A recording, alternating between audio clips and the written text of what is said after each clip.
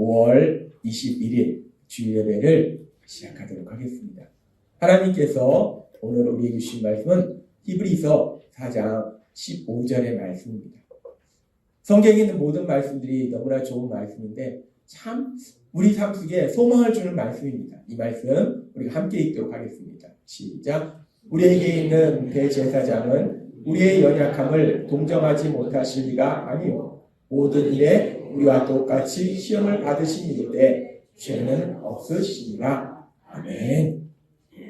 오늘도 우리 하나님이 우리를 이 자리에 불러주시고 우리에게 말씀하실 때 우리 하나님이 예배 시간마다 우리 입술을 통해서 선포하게 하신 말씀 빌립보서 4장 13절 말씀 임차게 선포하는 시간 갖도록 하겠습니다. 빌립보서 4장 13절 말씀 내게 능력 주시는 나의 주님 안에서 내가 모든 것을 할 수 있느니라. 아멘. 우리가 매일의 삶 속에 예배 시간마다 선포하는 이 말씀을 체험함으로 인해서 우리는 연약하지만 우리 하나님이 능력을 역사하셔서 우리가 그 어떤 삶 속에서 승리하는 놀라운 역사를 체험하게 될 걸 믿습니다. 하나님은 우리를 너무나 사랑하십니다. 그래서 우리 예수님의 십자가 보혈로 우리를 구원하시고 우리를 하나님의 아들과 딸로 살게 하실 때 하나님이신 그 풍성한 사랑을 받게 하시고 누리게 하시고 그뿐만이 아니라 지난주에도 우리에게 주신 말씀처럼 우리가 이제 그 하나님의 사랑이 우리 안에 넘치고 우리 예수님의 사랑이 넘침으로 인해서 우리가 받은 그 사랑, 그 예수님의 사랑을 사람들한테 전하는 사랑의 심부름꾼, 그렇게 사랑의 심부름꾼으로 우리가 살아감을 통해서 아직도 그 예수님을 알지 못하고 세상 속에서 고통 속에 살고 있는 사람들이 예수님을 믿도록 도와주는 그런 삶을 살아라 라고 말씀하셨어요. 우리는 그렇게 예수님을 믿을 때 사랑의 심부름꾼이에요.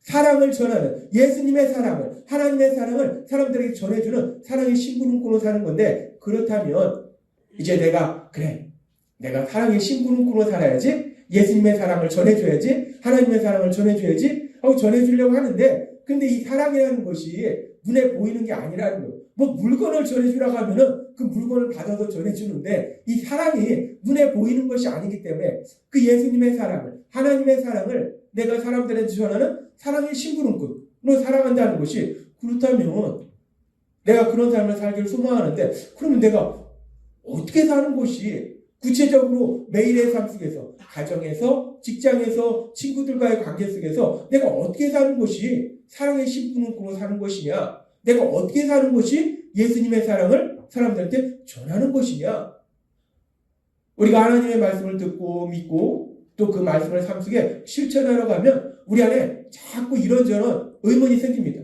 그럼 구체적으로 내가 어떻게 해야 되지? 라는 의문이 생길 수밖에 없다는 거예요. 하나님은 우리의 그런 연약감을 아시기 때문에 그래서 오늘은 그 부분에 대해서 말씀해 주시는데 우리가 세상을 살다 보면 이 세상이 만만치 않습니다. 그래서 예수님 믿든지 예수님 믿지 않든지 누구나의 삶 속에 이런 문제도 만나고 저런 문제도 만나고 문제 없는 사람은 없습니다. 다 문제를 만나요. 이런 문제를 만나고 저런 문제도 만나고 이런 고난도 만나고 저런 고난도 만나고 그래서 그런 문제로 인해서 고난으로 인해서 힘들어하는 고통스러워하는 그런 시간을 보낼 때가 있다는 거예요. 우리만 그런 것이 아니라 사람들의 삶 속에도 그런 시간들이 있기 때문에 그래서 우리가 세상을 살아가면서 우리 주변의 사람들을 보면 우리 주변의 사람 중에서 그렇게 이런저런 문제로 인해서 고통스러워하는 고통 속에 있는 그런 사람을 볼 때가 있다는 거예요. 수시로 봅니다. 제가 예수님을 믿고 목회를 하니까 더 잘 보여요. 저분의 삶 속에 이런 아픔이 있고 저분의 삶 속에 이런 아픔이 있고 그런 아픔들이 고통들이 보인다는 거예요. 그렇게 우리가 세상을 살아가면서 사람들이 고통 속에 있는 거 힘들어하고 슬퍼하고 그런 고통 속에 있는 모습을 볼 때 우리가 그런 사람들을 향해서 어떤 반응을 보이는가 우리가 고통 속에 있는 사람들을 볼 때 기본적으로 어떤 반응을 보이는지 알 수 있는 성경의 말씀 중에 하나가 욥기의 말씀입니다. 욥기. 우리가 알다시피 욥이라는 인물은 하나님이 사단에게 그 믿음을 자랑할 정도로 믿음이 대단한 사람이었어요. 아주 훌륭한 사람이었어요. 귀한 믿음의 사람이었어요. 그런데 성경을 보니까 그렇게 믿음이 좋은 욥의 삶 속에 고난이 닥칩니다. 가지고 있던 물질을 다 잃어버리고 사랑하는 자녀들이 이 땅을 떠나버리고 거기다 더해서 자기 몸은 온몸에 병이 생겨요. 고통스러워요. 우리는 욥기의 말씀을 보면서 분명히 알 수 있는 것이 욥을 하나님이 미워한 것도 아니고 믿음이 없는 것도 아니라는 거예요. 하나님이 사랑하는 사람의 삶 속에서도 특별히 하나님이 야! 너 욥 같은 믿음 봤어? 라고 사단한테 자랑할 정도로 그렇게 대단한 믿음의 사람일지라도 때로는 그런 고난이 있을 수 있다는 거예요. 그렇게 욥이 그런 삶에 얼마나 고통스럽겠어요. 뭐 물질을 잃었고 거기다가 물질을 잃은 거는 그런데 사랑하는 자녀들까지 다 죽었어. 거기다 온몸에 병이 들었어요. 그렇게 욥이 고통스러워하는 모습, 그 소식을 욥의 친구들이 듣습니다. 그래서 욥의 친구들이 욥에게 와요. 그래서 욥을 위로하려고 왔다가 그런 욥을 지켜보고 그러다가 이제 욥이 이제 자기가 너무 힘드니까 이런저런 불평을 합니다. 내가 너무 힘들다라는 그런 소리를 해요. 그러니까 그런 소리를 들은 이 욥의 친구 중에 한 사람, 대만 사람 엘리바스라는 사람이 그렇게 고통 속에 있는, 너무 큰 고통 속에 있는 그 욥을 향해서 뭐라고 하는가? 이 대만 사람 엘리바스, 이 사람이 욥을 향해서 이렇게 얘기합니다. 욥기 4장 7절부터 말씀. 한번 생각해 보아라. 죄 없이 벌받는 자가 누구인가? 정직한 자가 망한 적이 어디 있는가? 뭔 말입니까? 욥이 고통 속에 있어요. 너무나 고통스러워합니다. 그런 욥을 향해서 욥의 친구 엘리바스가 얘기해요. 야, 생각해봐. 죄 없이 벌 받는 사람이 어디 있어? 하나님이 죄 없는 사람 벌 주냐? 사람들이 죄악에 밭을 갈아 악을 씨 뿌리듯 하지만 결국 그들은 심은 대로 거둔다. 죄를 지니까 그 죄의 대가를 받는 거야. 계속해서 이렇게 얘기합니다. 4장 9절 말씀. 그들은 다 하나님의 입김에 멸망을 당할 것이며 그의 분노의 기운에 사라지고 말 것이다. 욥은 너무 고통스러운데 그 고통스러운 욥, 그 욥을 이루어왔던 그 친구 엘리바스가 하는 얘기가 야, 죄 없는 사람이 벌 받는 거 봤어?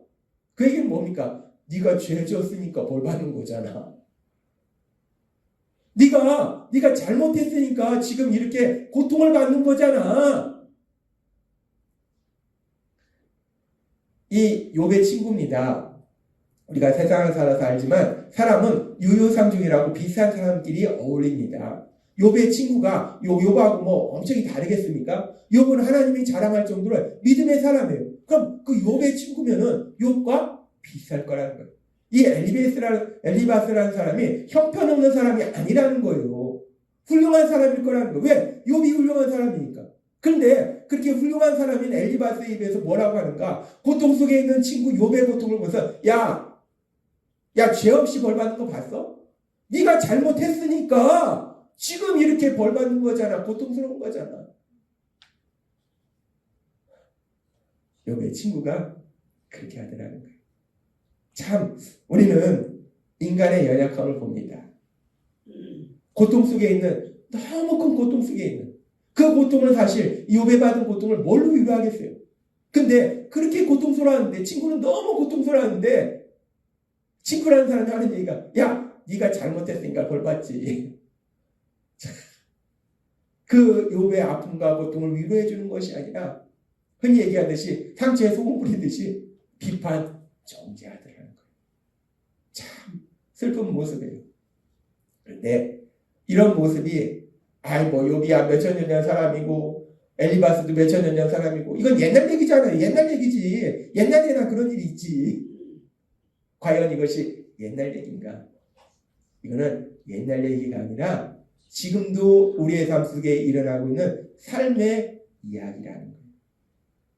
제가 말씀을 준비하면서 우연히 TV를 봤는데, 제가 TV 프로그램 중에서 가끔 보는 프로그램이 뭐냐면 이 오은영 박사가 나오는 금쪽 같은 내 새끼라는 프로예요.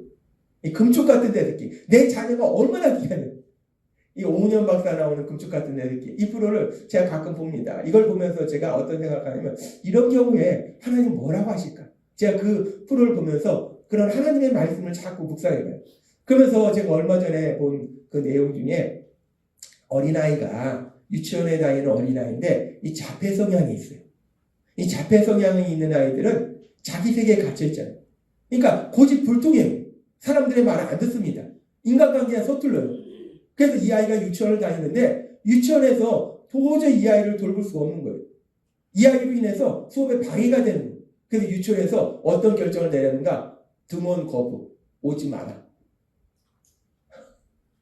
유치원에서 너 오지 마. 엄마, 어머니 이 아이 유치원에 보내지 마. 등원 거부를 했습니다. 그래서 이 아이가 유치원에 못 가요. 근데 이 아이는 유치원에 너무 가고 싶은 거예요. 그 유치원 친구들이 너무 좋고 그 친구들하고 놀고 싶은 거예요. 이게 아침마다 일어나면 집 베란다에서 보면 유치원차가 지나갑니다. 유치원차가 지나가면 애가 그 유치원차를 계속 바라봐요. 그 유치원차를 보면서 너무 힘든 거예요.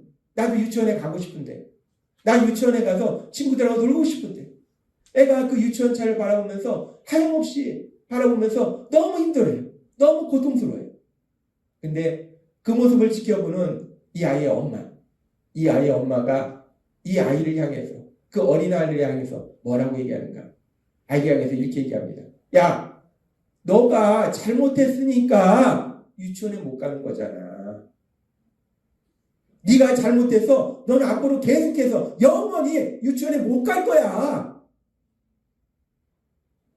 아이가 얘기합니다. 엄마 그런 소리 하지 마. 엄마 그런 소리 하지 마. 이 엄마가 계모냐? 아니에요. 친모입니다. 이 엄마가 아이를 미워하느냐? 아닙니다. 사랑합니다. 그 프로에 보니까 엄마도 그렇고 아빠도 그렇고 막 아이의 그런 힘들어하는 모습을 보면서 막 눈물을 흘려요. 분명히 엄마가 아이를 사랑하는 거 맞아요. 사랑하는 거 맞는데 문제는 인간이 연약하다는 거.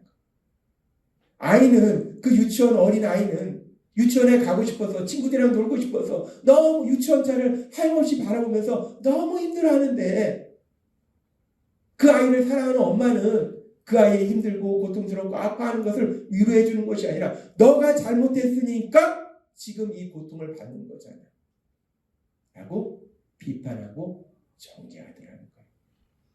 제가 그 프로를 보면서 참 마음이 아팠어요. 그러면서 다시 한번 인간의 연약함을 봤습니다.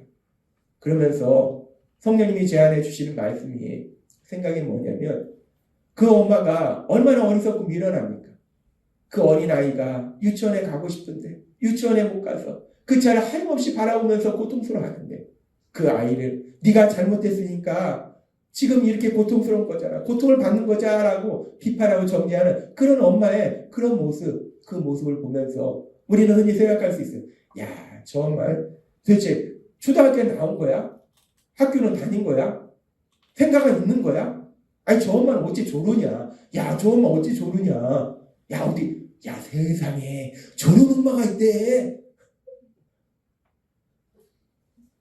그런데 과연 우리가 세상에 저런 엄마가 있대 라고 말할 자격이 있는가? 그 엄마가 바보 같고 어리석고 미련해서 그 엄마만 그러는가? 과연 그 엄마만 그럴까요? 그 엄마만 너무 특이해서 그렇게 TV에 나온 걸까요? 아니라는 겁니다. 우리 모습 속에 멀리 갈 것 없이 제 모습 속에서도 그런 모습이 수없이 나온다는 거예요. 저도 살아가면서 아내한테, 자녀한테, 부모님한테, 형제 자매한테, 친구한테, 제가 아는 사람들한테 수없이 그런 모습이 우리한테 나온다는 거예요. 그래서 우리가 섣불리 아니 정말 진짜 특이한 엄마네 라고 얘기할 수 없어요. 우리 모두가 그런 모습이 있다는 거예요. 우리가 그렇게 아내가 고통 속에 있는데 힘들어하는데 남편이 고통 속에 있는데 자녀가 고통 속에 있는데 내 직장 동료가 후배가 내 사랑하는 친구가 고통 속에 있을 때 아까 욥의 친구처럼 그 고통 속에 어떻게 말로 위로할 수 없을 정도의 큰 고통 속에 있는데 그 친구를 위로하지는 못하고 그런 사랑하는 사람을 위로하지 못하고 네가 잘못했으니까 지금 이렇게 고통을 받는 거잖아. 네 발등 네가 찍은 거야.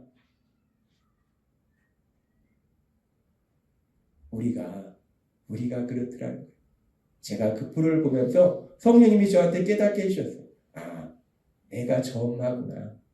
제가 그 엄마였고 저뿐만 아니라 여기 계신 여러분들도 그 모습이지 않았을까? 나는 절대로 안 그렇습니다. 저는요, 그렇게 고통받는 사람은 얼마나 힘들겠어.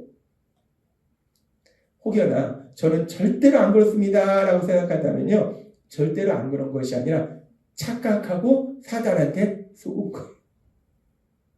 사단은 그렇게 속입니다. 너는 안 그래. 너는 하나님 말씀대로 살잖아. 성경에 나오잖아요. 어떻게 해서 우리 영생은 없습니까? 물어보니까 예수님 말씀하셔요. 이렇게 하고 십계명을 말씀해요. 그러니까 그 청년이 뭐라고 합니까? 그 부자 청년이 저는 다 지키었나이다. 저는 안 그래요. 안 그런 것이 아니라 사단한테 속은 겁니다. 우리는 다 연약해서 그렇게 고통 속에 있는 사람을 위로하는 것이 아니라 비판하고 정죄하고, 그것이 우리의 연약함이라는 거예요. 하나님은 그래서 오늘 우리에게 말씀하시는 거예요. 우리는 그렇게 사랑하는 사람인데도 불구하고 고통 속에 있을 때 위로하는 것이 아니라 자꾸만 네가 네 발등 찍었잖아. 네가 잘못해서 그렇잖아. 라고 비판하고 정죄하게 되더라는 거예요. 우리는 그렇게 자꾸 고통 속에 있는 사람을 볼 때 비판하고 정죄하는데, 그러면은 우리 예수님은 고통 속에 있는 사람을 볼 때 어떻게 하셨을까? 우리 예수님이 하나님이시기 때문에 하늘에 계셨는데 2000년 전에 이 땅에 내려오셨어요. 우리가 똑같은 인간의 몸으로 이 땅에 내려오셔서 우리 예수님이 이 땅에서 사실 때 그 예수님의 모습에 대해서 성경은 기록하고 있어요. 그래서 하나님이신 예수님, 그 예수님은 고통 속에 있는 사람을 볼 때 어떻게 반응하셨는지를 우리는 알 수 있어요. 이 성경의 말씀을 통해서 우리 예수님이 어떻게 하셨는지를 보니까,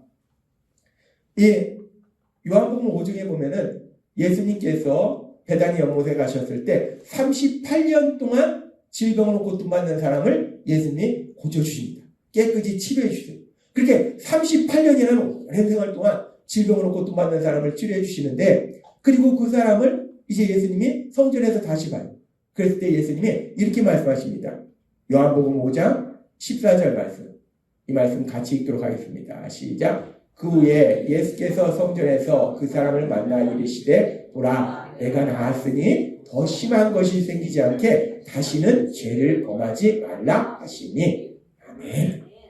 우리가 이 말씀을 가만히 묵상해 보니까 이 사람이 38년 동안 질병으로 고통받았는데 그 질병의 원인이 무엇이었을까?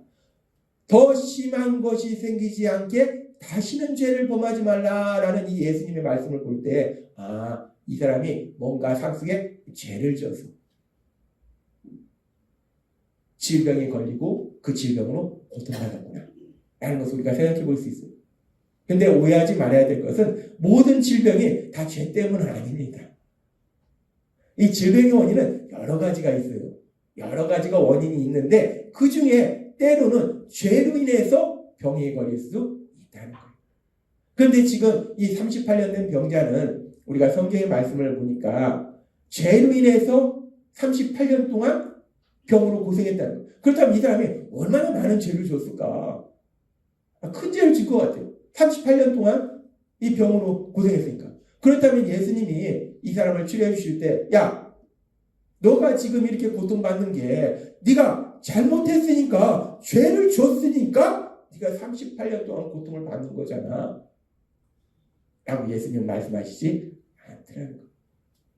야, 도대체 얼마나 큰 죄를 줬으면 38년 동안 아프냐? 라고 예수님 묻지도 않으시더라는 거예요. 예수님은 우리가 성경의 말씀을 보면 묻지도 않으시고 따지지도 않으시고 그냥 이 사람을 불쌍히 여기세요. 그리고 이 사람을 치료해 주시더라는 거예요. 우리 예수님은요, 고통 속에 있는 사람, 그 원인이 때로는 죄일지라도 묻지도 않으시고 따지지도 않으시고 그냥 고통 속에 있는 그 자체를 불쌍히 여기시더라는 거예요. 이런 예수님의 사랑을 또 볼 수 있는 성경의 말씀들이 여러 군데 있는데 대표적인 말씀이 요한복음 8장의 말씀입니다. 요한복음 8장에 보면은요, 어떤 내용이 나오는가? 우리가 알다시피 간음을 하다가 현장에서 잡혔어요. 저 사람이 간음했대라고 소문이 난 게 아니라 간음을 하다가 간음의 죄를 범하다가 그냥 현장에서 그냥 잡혀버린 거예요. 그래서 간음을 하다 현장에 잡힌 그 여인을 예수님께 데려옵니다. 그래서 성경에는 그런 여인을 돌로 쳐 죽이라고 했으니까 사람들이 예수님께 데려와서 묻습니다. 이 여인을 돌로 쳐 죽이느냐 어찌 하느냐 묻는 거예요. 그러니까 예수님이 사람들한테 얘기합니다. 뭐라고 말씀하시는가? 요한복음 8장 7절은 이렇게 말씀하세요. 그들이 묻기를 맞이하는지라 이에 일어나 이르시되 너희 중에 죄 없는 자가 먼저 돌로 치라. 예수님이 말씀하십니다. 그래, 죄를 지었으면 하나님의 말씀대로 돌로 쳐 죽여야지. 하나님의 말씀을 지켜야 돼. 맞아, 돌로 쳐 죽여. 그런데 너희 중에서 죄 없는 사람이 먼저 돌을 들어서 쳐라 라고 말씀하시더라고요. 그러니까 그 자리에 있던 사람들이 양심의 가책을 받은 거예요. 죄 없는 사람이 어디 있습니까? 죄 없는 사람이 먼저 돌로 쳐라 하는데 죄 없는 사람이 없는 거예요. 그러니까 저 여자는 간음의 죄를 범했으니까 큰 죄를 졌으니까 돌로 쳐 죽여야 된다. 막 난리치던 그 사람들이 슬금슬금 한 사람씩 다 그 자리를 떠납니다. 그리고 그렇게 그 사람들이 다 떠난 뒤에 이제 그 여인하고 예수님 단둘이 남았을 때 성경은 이렇게 말씀합니다. 요한복음 8장 10절과 11절 말씀. 이 말씀 함께 읽도록 하겠습니다. 시작. 예수께서 일어나사 여자 외에 아무도 없는 것을 보시고 이르시되 여자여 너를 고발하던 그들이 어디 있느냐? 너를 정죄한 자가 없느냐? 대답하되 주여 없나이다. 예수께서 이르시되 나도 너를 정죄하지 아니하노니 가서 다시는 죄를 범하지 말라 하시니라. 아멘. 우리 예수님 말씀하십니다. 이 여인이 간음한다고 의심을 받는 게 아니냐. 분명히 성경은 말씀합니다. 간음하다가 현장에서 잡혔어요. 이 여인은 분명히 죄를 졌습니다. 그런데 그렇게 분명히 죄를 져서 자신의 죄로 인해서 사람들이 돌로 쳐 죽이려는 그런 고통 속에, 그런 공포 속에서 이 여인은 서 있었어요. 그런데 그렇게 고통 속에 있는 이 여인을 향해서 하나님신 예수님, 그 예수님이 뭐라고 말씀하십니까? 나도 너를 정죄하지 않다 라고 말씀합니다. 우리 예수님은 분명히 이 여인은 죄로 인해서 고통받고 있는데 그럼에도 불구하고 야, 너 도대체 뭔 배짱으로 이런 엄청난 죄를 졌냐? 언제부터 죄를 졌는데? 라고 묻지도 따지지도 않으시는 거예요. 그냥 예수님은 그 고통 속에 있는 그 여인을 그냥 불쌍히 여기시는 거예요. 불쌍히 여기시고 그 고통 속에서 구해주시라는 거예요. 우리 예수님이 고통 속에 있는 사람들을 볼 때 우리 예수님이 어떻게 반응하셨는가? 그 고통의 원인이 그냥 다른 게 있는 것이 아니라 지금 우리가 살펴본 두 개의 말씀 속에서는 죄로 인해서, 그러니까 우리가 흔히 얘기하듯이 자기 발등 자기가 찍은 거예요.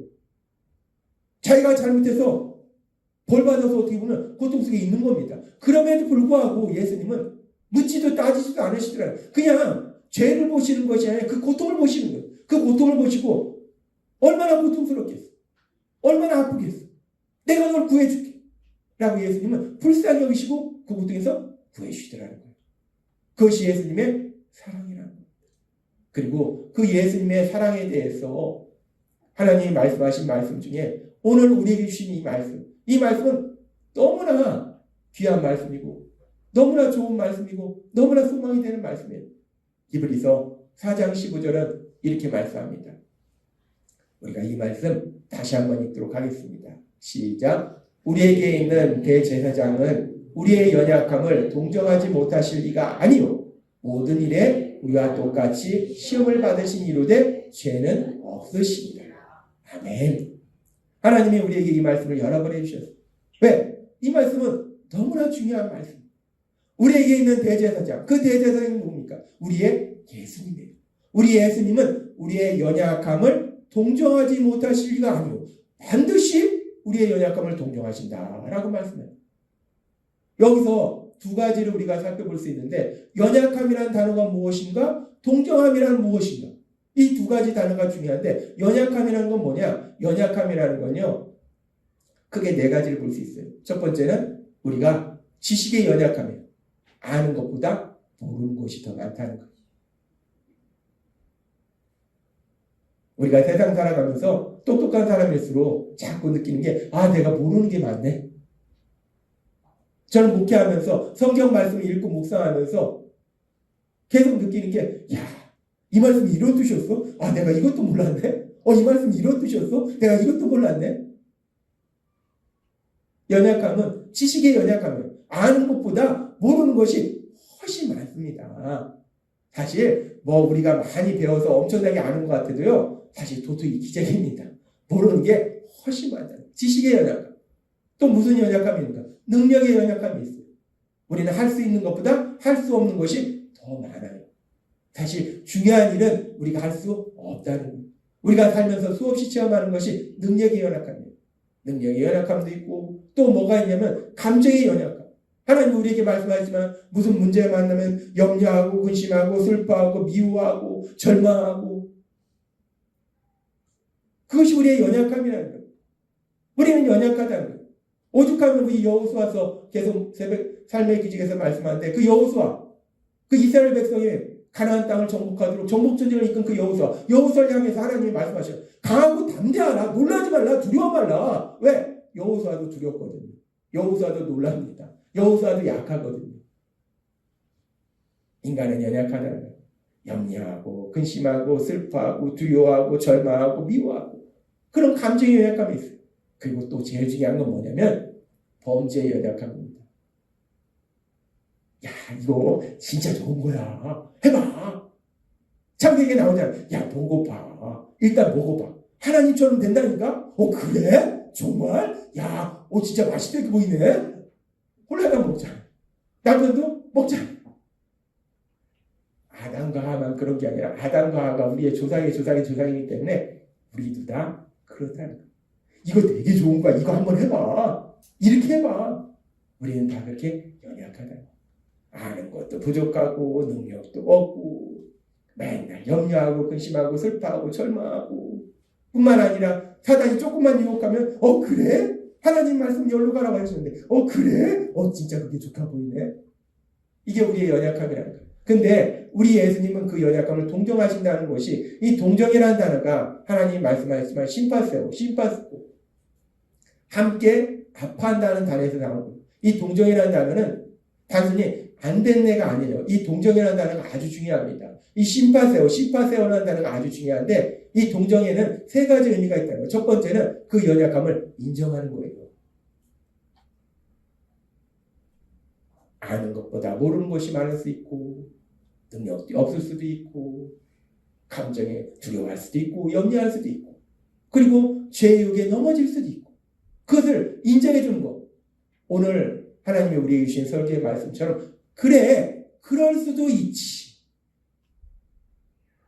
그래, 그럴 수도 있지. 그래, 모를 수도 있지. 그래, 못할 수도 있지. 뭐 좀 모르면 그냥 사람 죽인 것 마냥 그냥 난리를 치잖아요. 야, 너는 그것도 모르냐? 모를 수도 있지. 그래, 그럴 수도 있지. 모를 수도 있지. 뭐 좀 못하면, 야, 너 그것도 못해? 막 죽일 것처럼 그렇게 난리 치잖아요. 그래, 못할 수도 있지. 그럴 수도 있지. 우리가 삶의 문제 앞에서 염려하고 근심하면, 야, 믿음의 사람이 돼가지고 뭐 하는 거야 지금? 어떻게 그럴 수 있어? 우리 예수님 말씀하세요.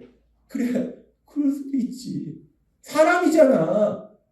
우리가 예수님 닮아가지만 아직 예수님과 똑같은 사람은 되지 못합니다. 사람이잖아. 그래, 그럴 수 있지.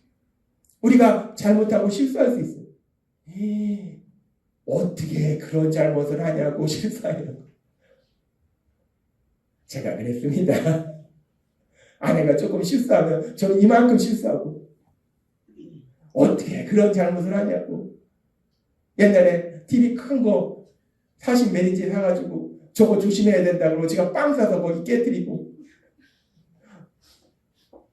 이렇게 하면 안 돼? 했는데 그게 나갔어요. 그렇습니다. 우리 예수님은 우리처럼 실수하지도 않는데, 그런데 우리 예수님은 그래, 그럴 수도 있지 라고 말씀한다.